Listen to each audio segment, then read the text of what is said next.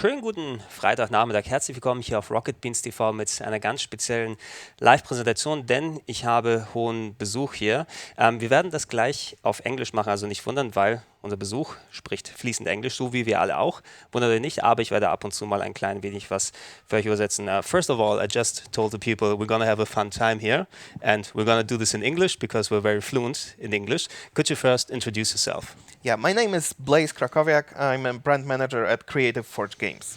So you brought a game with you today. That is correct. We're going to play Hardwest, a turn-based action game set in the Weird West. Yeah, especially since I'm so big in strategy.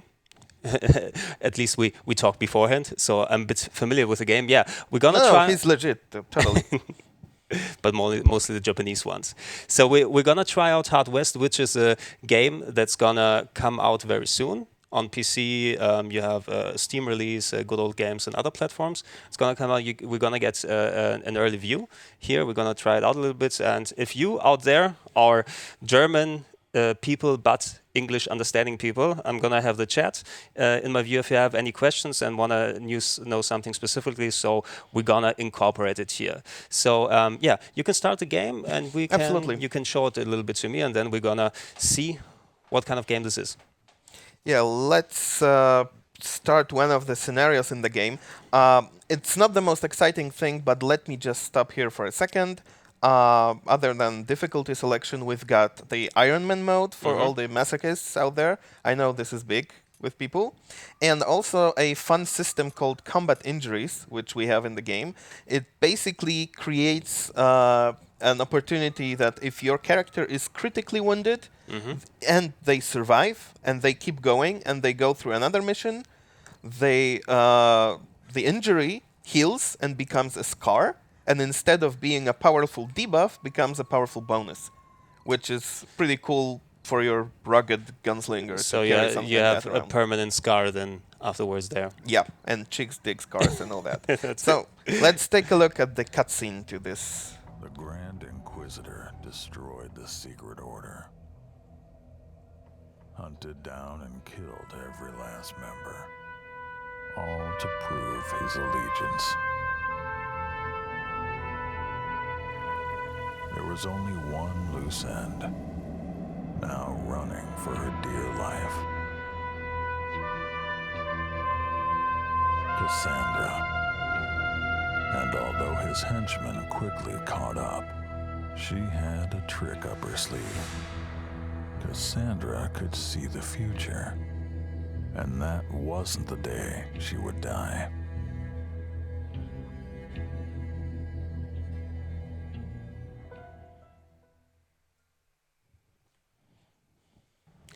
Yeah, so we got a little impression there. I think, is there going to be still at an intro? Yeah. Yeah. So as you said, it's a turn-based strategy game. Of course, if you know about strategy games, some people described it a little bit like XCOM in the Wild West, but it's not exactly 100% accurate. Yeah? Yeah, that's right. Well, I mean, XCOM is a wonderful game, and it's a staple of the turn-based strategy genre. But we needed and wanted to put our own twists on the formula, and I'll try to mention them as we go. Just let me sort of recap the objective here. Cassandra, who is the protagonist of this chapter, is right now awaiting execution right here, and we, as a band of 2 gunslingers here, starting in the sort of corner of the village, need to rescue her, first creating a distraction. And because everyone else, as you can see, is occupied right here and waiting for the show, we have a chance to appear unopposed and get in position. This is what we call a setup phase. Not every level begins like this, but if it does, it gives us the advantage of positioning our characters right. But if armed strangers start walking through town, people are gonna get suspicious, which we can demonstrate. So let's walk up here. And as you can see, one of those peasants became suspicious.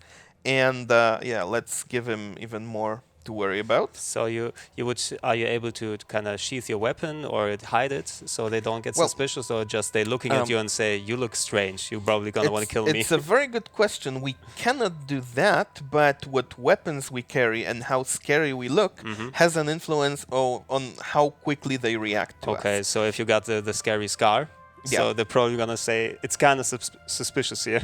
That's right. Scars and being a undead or a notorious huge tall guy with a huge shotgun is definitely more threatening than being a woman with a tiny derringer hidden somewhere.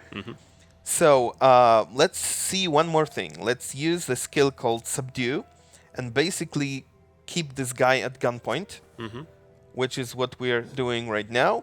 And he is now reluctant to attack, especially for as long as we keep him under observation. So that gives us another chance to move about. So now that you subdued him, you're able to sneak past, or not sneak, to walk past him and get a better vantage point for. There is a counter above his head right here, indicates how many turns he is going to be basically hesitating.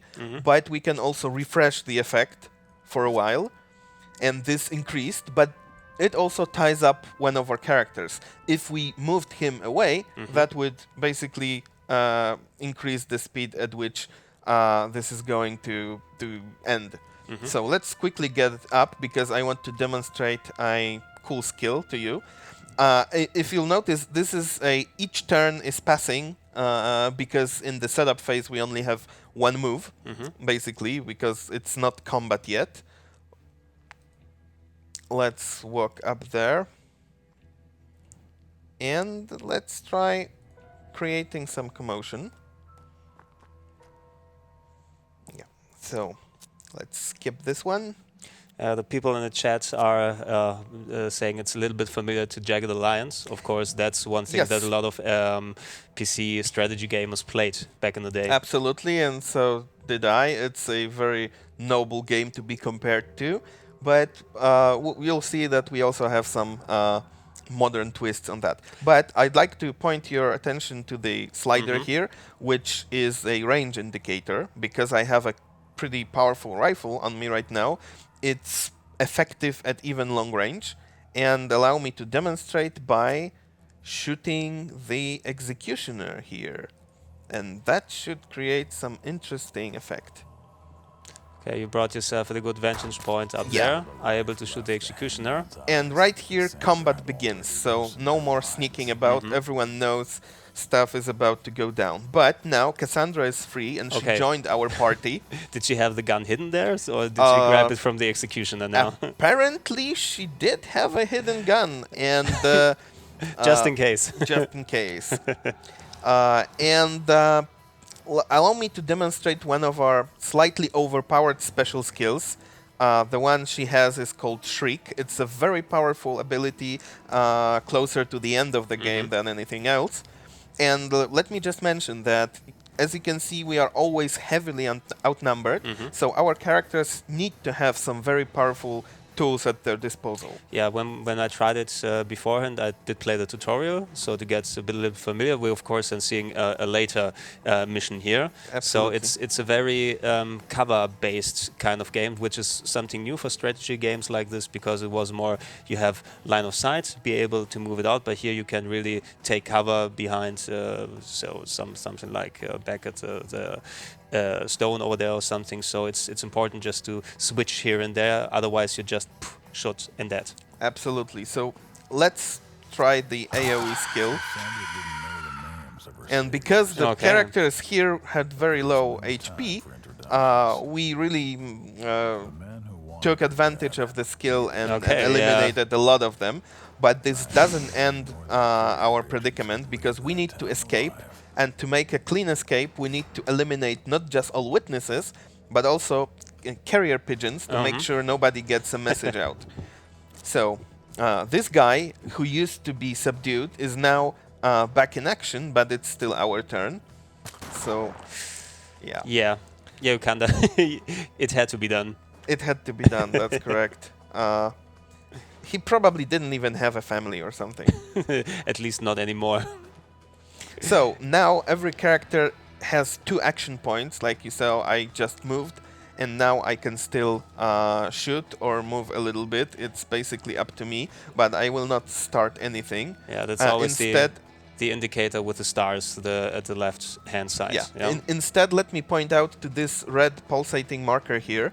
We don't see inside because none of our characters have a line of sight inside, but we hear someone moving there. So there is a marker denoting that there is a person moving about. Yeah, somewhere in this vicinity. So you'd have to have a line of sight to confirm, but you can also say, right. since I'm hearing something there, I'm pretty sure I just shouldn't run in there, but rather be more careful.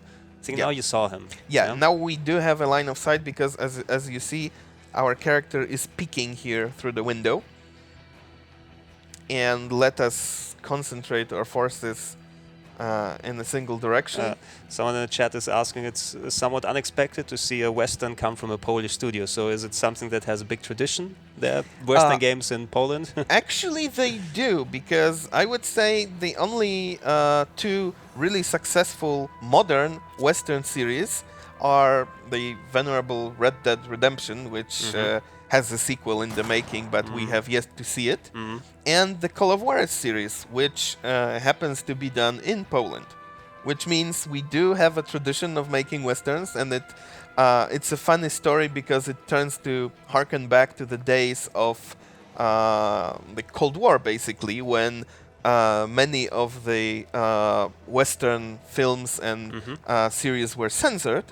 But westerns, for some reason, Wild West westerns, were sort of let through, and people, especially the previous generation, my parents, my grandparents, they remember that it would be quite common if a good movie, as in not propaganda, not local, would be on TV, it would often be a western. And of course, in Germany here, the story of Winnetou is pretty popular, which is also a common thing with Poland. And I recently traveled to the US to present the game, and really nobody there knew Winnetou or the books or movies. Yeah, it's so kind of that's much a European thing here. Another part of the tradition. So what I'm doing right now is sneaking up on enemies which I know are somewhere in this building here. There is someone here, and the pigeons are right here in the coop. So let's try to approach it, and then we'll see what we can do. So, as you saw by the ability that we used and from the intro, that the Weird West part means that there is a supernatural element to all this. But not high fantasy, not magic and wizards, but more like something you would hear in a saloon told as a tall tale, like there is a devil killing people somewhere, or there is a vampire, sucking blood from people during the night, or I heard this is a country where the dead walk the earth. This kind of thriller/horror thing, which adds some flavor, and not all of it is true, but some is. Here, let's demonstrate something that's called dynamic cover. Let's flip a table, not because we're angry, but because in the best style of Hollywood movies, we can use it for cover. It's half cover. As you can see, the outline here is half filled, but it will still mitigate damage if we get hit. And since there is a target in sight and one more downstairs, it's probably time to start something. Get the special skill down there. In this panel, we can see both the chance to hit and the damage will cause because he is out of cover. So 50-50. Let's see if we're lucky. We're not. But speaking of luck, it's a good opportunity. This cloverleaf icon you saw with the minus 52 means that the enemy used up some of his luck to dodge our shot. Yeah, it's actually, if people look down, I think down at the left, luckily our window is a little bit above the controls over there. It's the green indicator how much luck you really have. So it's a thing you can see and nothing that's in the background. Exactly. So this here is luck, and luck is used to power abilities, But also, as I mentioned, it comes into play when we are shooting at someone or someone is shooting at us. The reason for luck's existence is to sort of counterbalance the pure mathematics of probability. So if you get hit, that means you were unlucky and the system adds you more luck, which means it's more likely you will not immediately be hit again and killed. Yeah, that's the thing that's a bit frustrating if you're having something like 95% probability to hit something and then you still have these 5% that are gonna just mess up your turn. And something happened. Let me explain. Something more than just corrupt lawmen. Okay. We are now in what we call nightmare, and this is where the reality, the alternate reality, hell basically spills over to our realm. You can now notice that these guys have horns and are actually demons and are stronger than we thought, and we have to contend with them now. And also, everything is covered in shadow now, Okay. and the world changed a little bit. You can see that there are some candles, altars, bone cages, and coffins. This is basically the evil realm, the realm under the rule of demons, and yeah, it often heralds, like in this case, the arrival of actual supernatural creatures, but it doesn't happen that often, and when it does, it's getting really intense and dangerous.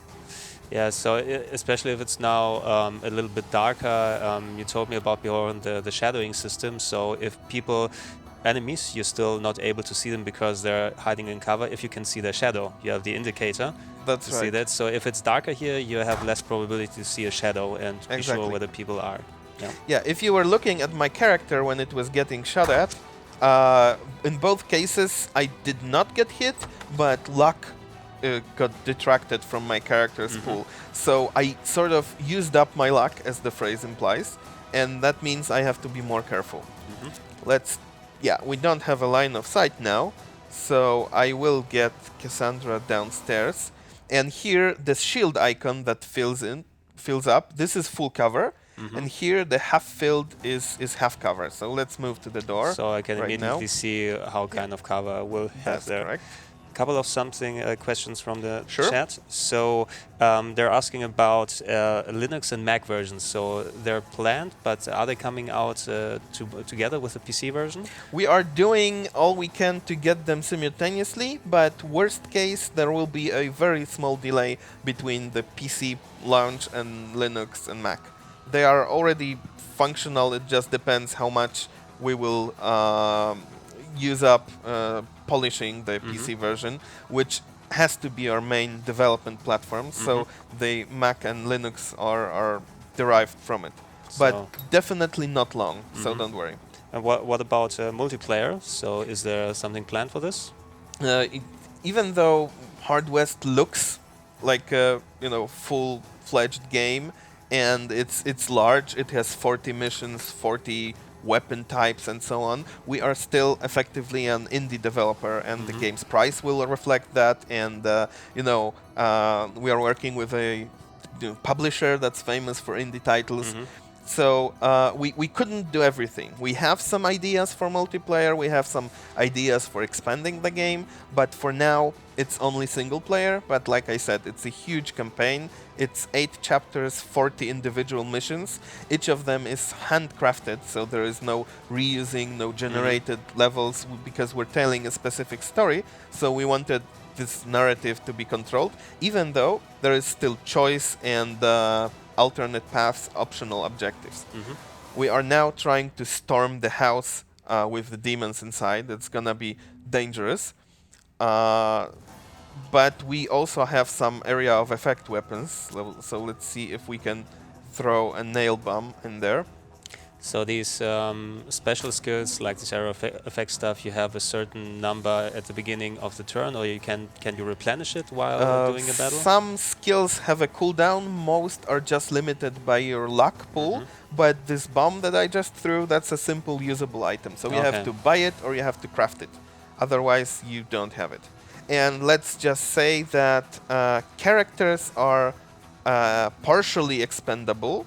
So in this chapter, Cassandra must live and Hardin must survive. But for example, Paco, who is one of our henchmen here, It's optional might for die, and if he does die, we just don't get to use him anymore. So we lose a powerful character, but we can continue on. So it's up to you if you want to sort of go for a flawless score and try to get everyone through. Because we, on our way, we can break people out of jail, we can recruit characters, and it's up to us what team composition we'll have. So it's not possible to say, oh, I lost so many not essential characters, but important characters because they were so strong. So I am now having to restart the game. You always have the possibility to recruit other people, even if you lost some strong ones. There is a number that's basically the limit, so you cannot keep recruiting people endlessly, but you definitely have more options for your team's composition and the skills that they have and so on.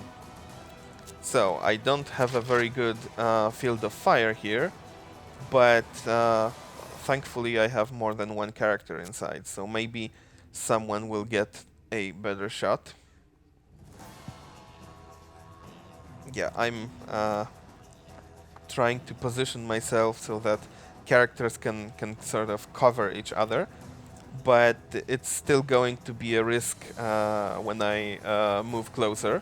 This character doesn't see me coming, so there is no overwatch. But, oh, I screwed up. I forgot to reload, so I'll probably take a big hit now. And now you have to do it in front of the enemy. Exactly. So maybe we will be able to distract the other guy at the very least. Let's look for some cover here. And as we can see, because this enemy is... yeah, this guy preferred to get a good shooting position. Get a better position and then... Yeah. Ooh. Yeah, we got hit, but we regained some luck, so it might be easier to avoid getting shot. This guy here didn't have a shot and didn't want to walk into our line of fire, but Cassandra should have a shot at him. But as you can see, she only has a tiny Derringer pistol. It has limited range and limited damage, so we'll see if we can even hit this guy. Not really. No. So let's... But it took a big chunk of his luck because he wasn't hit. Yeah, let's move Paco up here and let's try a dodge this type of shot. Yeah. And we have one more shot because... Oh no, right, we have to reload again. I keep forgetting that not all characters have a lot of ammunition inside. So let's see how difficult it is to shoot this guy. Yeah. He is in half cover, so our normal damage is reduced to 1/3, but it should still be enough if we can hit him. Yeah, if he's... almost. Close one. Almost. No. Someone's asking about crafting elements. So do you have some kind of like a base where you can craft stuff? So We don't have a base, but if you allow me, I'll tell you more about item management after this level. Yeah. Because we've got a strategic map, sort of like a world map, and there most of that magic happens. Okay. Almost. This is a shotgun, so it doesn't have that much of a long range. Yeah, it's always better. Shotguns always better the closer you are, but they can do big damage then. That's correct. And because he used up so much luck, it actually worked in our favor, and we could shoot him so effectively. that's an interesting idea, always with the luck meter going up and down. And so you kind of have the trade-offs every time. And feathers fly, so we so one of the pigeons is down. destroyed the pigeon coop, and now it's time to take care of the other one. Everyone keeps running out of ammo, but in this case, Hardin has a another revolver, and that should take care of business. No more. For the time being, Cassandra was safe. Alright, mission complete, and just in time. We're just shortly before having to go to an ad break. But yeah, as you said, we finished up this mission here, and you're gonna show us what you can do with the menus in between. Absolutely. And as I said, if you have some specific questions, just put them in the chat, and we still have one more half an hour. Game is called Hardwest, and it's coming out very soon. Don't change the channel.